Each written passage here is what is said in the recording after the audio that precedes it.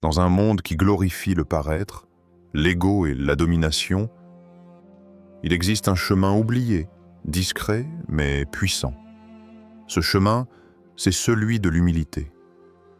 Aujourd'hui, ouvrons ensemble les portes de l'esprit, plongeons dans les profondeurs du cœur et découvrons 6 façons de pratiquer l'humilité, non pas comme une faiblesse, mais comme une force sacrée. 1. Se souvenir de sa poussière. Souviens-toi que tu es poussière et que tu retourneras à la poussière.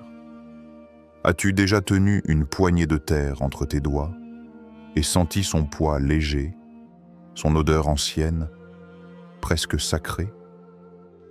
C'est étrange, n'est-ce pas, que ce que nous foulons sous nos pieds soit en réalité notre origine et notre retour. Nous naissons dans un souffle et nous partons dans un souffle. Le cœur humain, pourtant, s'agite comme s'il était éternel. Il s'attache à la gloire, à la reconnaissance, au titre, à la conquête. Mais tout ce que nous bâtissons, même nos plus grands triomphes, s'effrite dans les vents du temps. Il y a longtemps, un roi portait une bague modeste, avec une phrase gravée en son cœur. Ceci aussi passera. Ce roi, c'était Salomon. Il avait tout, la sagesse, l'or, les palais, les alliances, mais il savait que tout cela est poussière. Quand il gagnait des batailles, il regardait cette bague et un silence tombait dans son âme. Quand il perdait ce qu'il aimait, il regardait encore et retrouvait la paix. Car tout passe, absolument tout. Mais nous, aujourd'hui, qu'avons-nous mis à la place de cette bague? Des téléphones que l'on ne quitte plus, des miroirs où l'on cherche une éternité qui ne viendra jamais, des comptes, des likes, des masques sociaux. Et si le véritable trésor, c'était de se souvenir? Ferme les yeux un instant. Respire lentement. Imagine ton nom écrit dans le sable. Un vent doux passe et le nom disparaît. Ce n'est pas une tragédie. C'est la loi du vivant. Pourquoi fuyons-nous tant cette vérité? Parce qu'elle fait tomber l'illusion que nous contrôlons quelque chose. Et pourtant, dans cette poussière, il y a une liberté. Quand tu acceptes que tu es poussière, tu n'as plus besoin d'impressionner. Tu n'as plus besoin de dominer. Tu n'as plus besoin de courir. Tu peux simplement être un jour un vieil homme aux cheveux blancs marchait pieds nus dans un désert. Il s'arrêtait parfois, prenait une poignée de sable et la laissait couler entre ses doigts. Un jeune l'observait et lui demanda « Pourquoi fais-tu cela, vieux sage ?»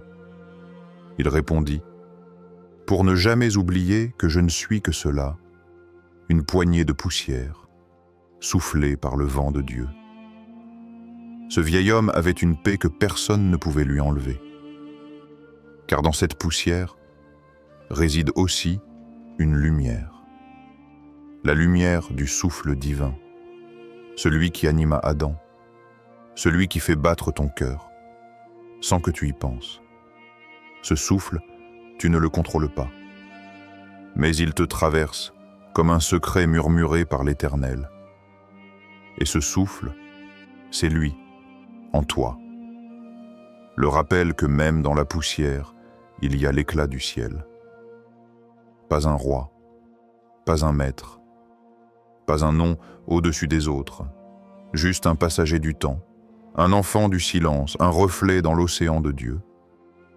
Les arbres tombent, les villes s'effondrent, les corps se flétrissent, mais l'amour que tu sèmes, l'amour que tu offres sans retour, l'amour silencieux que personne ne voit, lui, ne meurt pas. Souviens-toi dans tes victoires, que tu n'as rien conquis. Souviens-toi dans tes douleurs, que cela aussi passera. Souviens-toi dans ton orgueil, que même les étoiles s'éteignent, et que ton nom ne vaut que par l'amour qu'il laisse derrière. 2. Écouter sans vouloir répondre, que celui qui a des oreilles entende. Ce et tout. Jésus. Il y a un silence, plus profond que le silence extérieur. Un silence qui ne se mesure pas par l'absence de bruit, mais par la présence d'une attention totale. Ce silence, très peu le connaissent, car nous vivons dans un monde où tout le monde parle. Mais peu, écoutant, as-tu remarqué? Quand quelqu'un parle, tu n'écoutes pas vraiment. Tu construis déjà ta réponse, tu analyses, tu juges, tu interromps. Et parfois, même sans ouvrir la bouche, tu hurles intérieurement « Je sais, je connais, laisse-moi t'expliquer ». Mais écoute, l'histoire du vieux moine commence ici. Un temple dans les hauteurs du Japon. Un vent léger. Un vieil homme au crâne rasé assis sur une pierre, les mains posées comme deux feuilles. Un jour, un jeune homme arrive, essoufflé. Il a lu beaucoup de livres. Il a des réponses à tout, mais il cherche quelque chose de plus.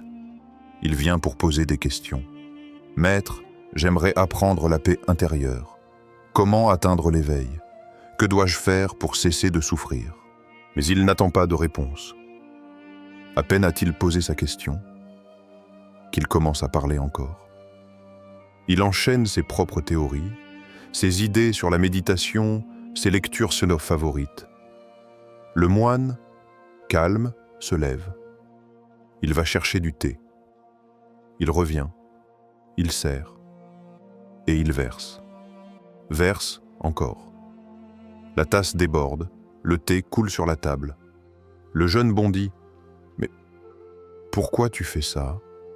Le moine répond simplement « Ta tête est comme cette tasse, trop pleine, vide-la, et tu comprendras. » Écouter, c'est se vider. C'est abandonner, pendant quelques instants, le besoin de comprendre, le besoin d'être reconnu comme intelligent, le besoin d'avoir raison. Mais notre époque a peur du vide. Elle remplit tout. Les silences avec de la musique, les conversations avec des interruptions, les visages avec des avis. Et si ce vide était justement l'espace où Dieu veut parler? Regarde les arbres, ils ne font pas de bruit, mais ils écoutent le vent. Regarde les étoiles, elles ne disent rien, mais elles écoutent les prières de ceux qui les regardent. Regarde un enfant, quand il est vrai, il t'écoute avec tout son corps. Ses yeux, ses mains, son souffle même.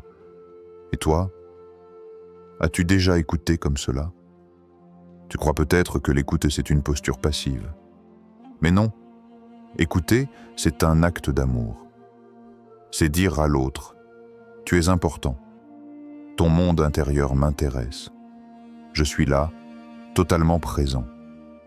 Mais pour faire cela, il faut mourir un peu. Mourir à l'ego. Mourir à la compulsion de parler, de briller, d'être entendu. Il y a un secret spirituel dans l'écoute. Un secret que les mystiques, les sages, les prophètes ont tous partagé. C'est que Dieu parle souvent dans la bouche des autres. Mais si tu ne les écoutes pas, tu ne l'entendras jamais. Ce n'est pas toujours dans les Écritures que Dieu murmure. Parfois, c'est dans la plainte d'un inconnu. Parfois, c'est dans le cri d'un enfant. Parfois, c'est dans le silence d'un être qu'on aime. Mais tu dois te taire pour l'entendre. Tu dois te faire humble. Tu dois te vider, comme cette tasse. As-tu remarqué? Quand tu écoutes profondément, quelque chose se détend dans l'autre. Les épaules tombent, les yeux brillent, le cœur s'ouvre. Parce que dans l'écoute vraie, l'autre se sent vu, entendu, reconnu. Et dans ce miroir, tu te reconnais toi-même. Quand as-tu réellement écouté, sans préparer ta réponse intérieure? Pas en surface, mais en laissant l'autre respirer, en laissant l'autre exister, sans le réduire à ce que tu veux qu'il soit. Dans certaines traditions spirituelles, on dit que le monde a été créé par un son, le verbe, le logos, le soit. Mais pour entendre ce verbe, il faut une oreille intérieure. une oreille que seul le silence réveille. Et ce silence-là n'est pas juste l'absence de bruit. C'est un sanctuaire. Il existe une forme d'écoute où tu ne veux plus rien. Tu ne cherches ni à gagner, ni à enseigner, ni à corriger. Tu ouvres ton être comme une grotte ouverte à la mer. Et alors, la présence divine descend. Écouter en silence, c'est faire place à l'autre. Et faire place à l'autre, c'est faire place à Dieu. 3. Reconnaître ses erreurs sans se justifier. Bienheureux les pauvres en esprit, car le royaume des cieux est à eux. Il était là, seul dans l'obscurité du matin. Le coq venait de chanter. Et Pierre, le disciple au cœur brûlant, le premier à promettre fidélité jusqu'à la mort, venait de renier son maître. 3 fois, pas devant des soldats, mais devant des passants, devant une servante, devant lui-même. Et à la 3e négation, Jésus se retourna. Il ne dit rien. Il ne cria pas. Il regarda. Un regard sans jugement. Un regard où l'on entendait presque ces mots. Tu ne me dois rien. Tu ne me justifies pas. Pleure seulement et reviens. Pierre s'est effondré. Mais il ne s'est pas défendu. Il n'a pas dit « j'avais peur ». Il n'a pas dit « ils étaient trop nombreux ». Il n'a pas dit « ce n'était pas moi, c'était la pression ». Il a pleuré, en silence, loin des foules, loin des discours, loin même des évangiles qui n'ont retenu que ses larmes, comme si cela suffisait. Et en vérité, c'est tout ce qu'il fallait. Aujourd'hui, quand nous tombons, notre premier réflexe est de nous excuser, devant les autres, devant nous-mêmes, devant Dieu. Nous construisons des murs de logique. Je n'ai pas eu le choix. J'étais fatigué. Ce n'était pas si grave. Tout le monde fait ça. Mais au fond, ces murs sont des prisons. Et la justification est souvent un refus d'évoluer. Il y a une liberté cachée dans le fait d'avouer « c'est moi », sans chercher à expliquer, sans détourner le regard, sans atténuer l'ombre. Car dans cette reconnaissance nue, il y a une ouverture. Et cette ouverture, c'est le début de la transformation. As-tu déjà pleuré ?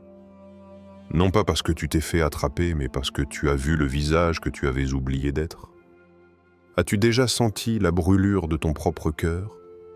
Te dire sans un mot, ce n'est pas ce que j'aurais voulu faire, sans t'acharner à t'innocenter.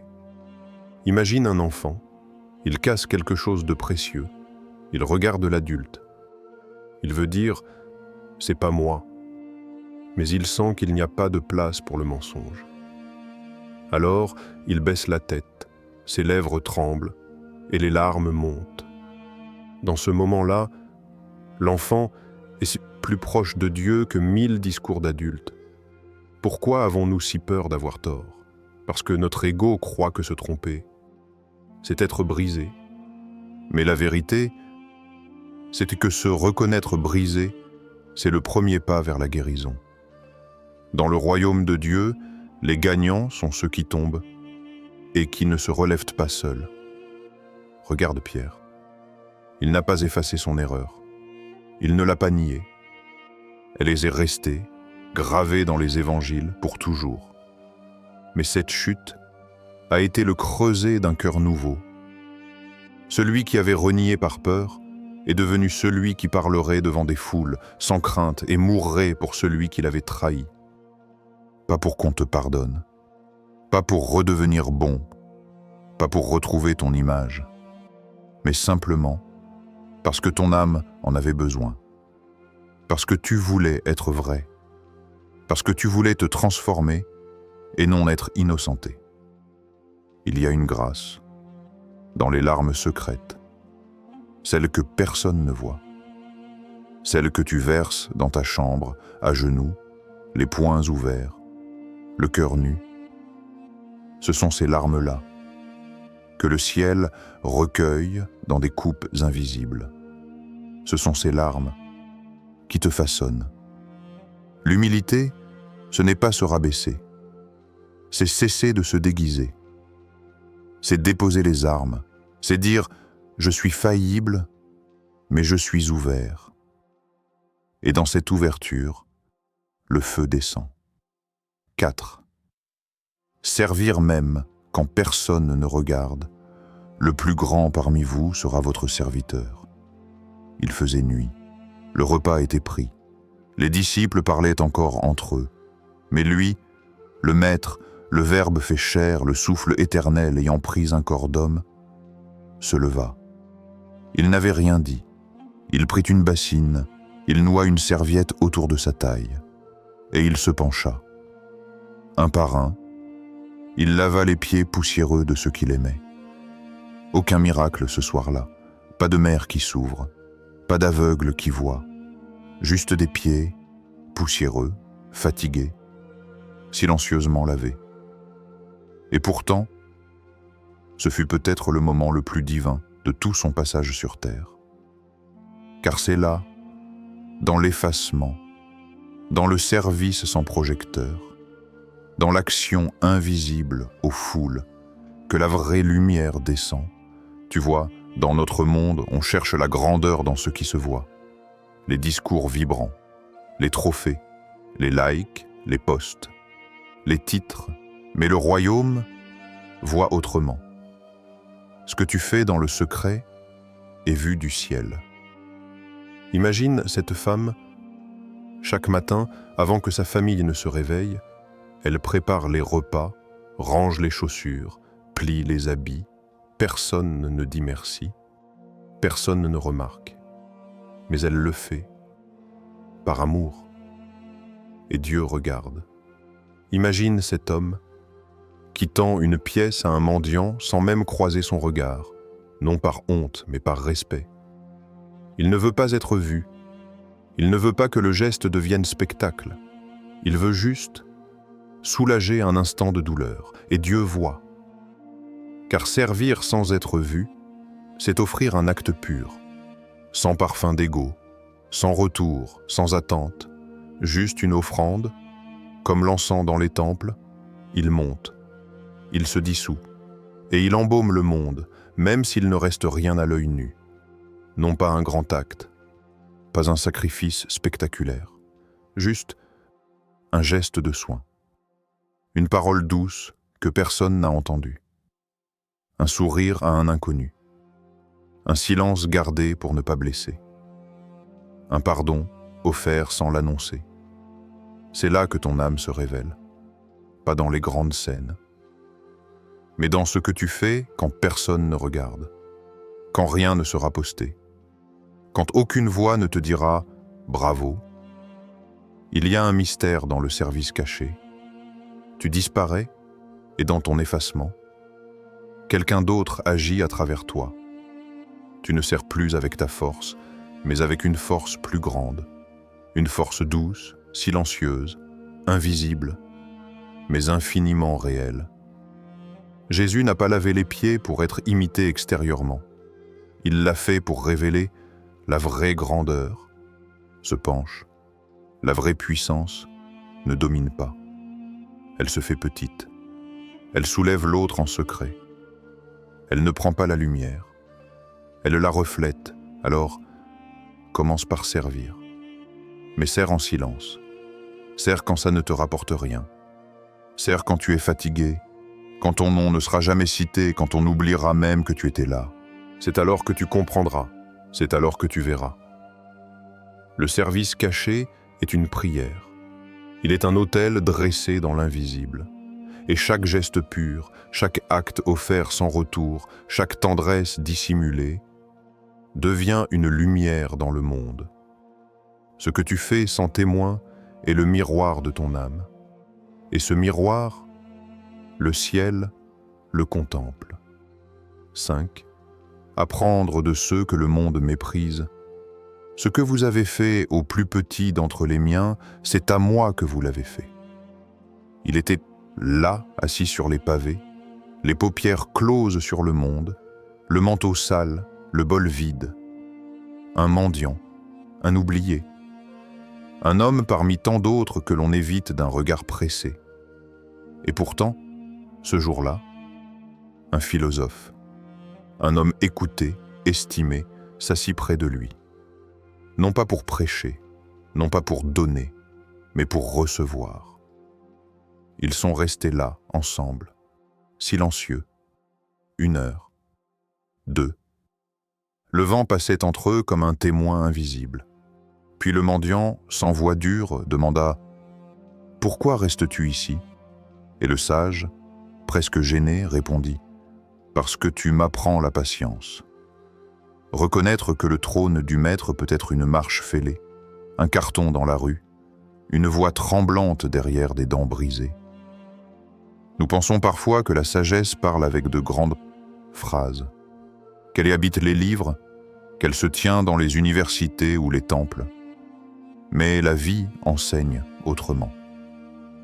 Elle cache souvent ses plus grandes leçons dans des êtres que personne ne regarde. Dans une vieille femme assise seule sur un banc, dans un enfant en larmes qu'on dit trop agité, dans un homme fatigué qu'on traite de fou. Il y a des gens que Dieu utilise comme des miroirs. Ils ne brillent pas, ils ne parlent pas bien, parfois même, ils te dérangent. Mais leur présence te renvoie à ce que tu refuses de voir. Ta hâte, ton impatience, ton besoin d'être compris, ton refus d'être petit. Un vieil homme à la laine chargée peut t'apprendre la compassion. Une femme qui ne parle pas ta langue peut t'enseigner le silence. Un enfant qui crie peut t'apprendre l'écoute. Un prisonnier peut t'enseigner la liberté intérieure. Mais pour recevoir, il faut d'abord se défaire, se dépouiller du manteau d'importance, se rendre disponible, vulnérable, ouvert. On croit que l'humilité, c'est s'effacer. Mais c'est bien plus que cela. C'est s'agenouiller par amour, pas par faiblesse, pas par peur, mais parce qu'on reconnaît que la lumière se cache là où les regards ne vont pas. Un jour, un pèlerin rencontra un lépreux. Son visage était rongé, sa voix rauque, mais ses yeux brillaient d'une paix étrange. Le pèlerin s'approcha. Le lépreux dit « Pourquoi t'approches-tu » Les autres s'éloignent. Et le pèlerin répondit « Parce que je veux comprendre ce que toi seul as trouvé. Il y a une royauté dans les cœurs brisés, une sagesse qui ne parle pas mais qui se ressent. Tu ne la trouveras pas dans les applaudissements. Tu ne la trouveras pas dans les discours bien faits. Tu la trouveras là où tu n'oserais pas aller, sous les ponts, dans les hôpitaux, dans les yeux d'un réfugié, dans les mains d'un homme qui tremble. L'humilité, c'est voir l'infini dans le plus petit. C'est entrer dans une pièce, regarder le dernier assis et se dire « C'est peut-être lui mon maître ».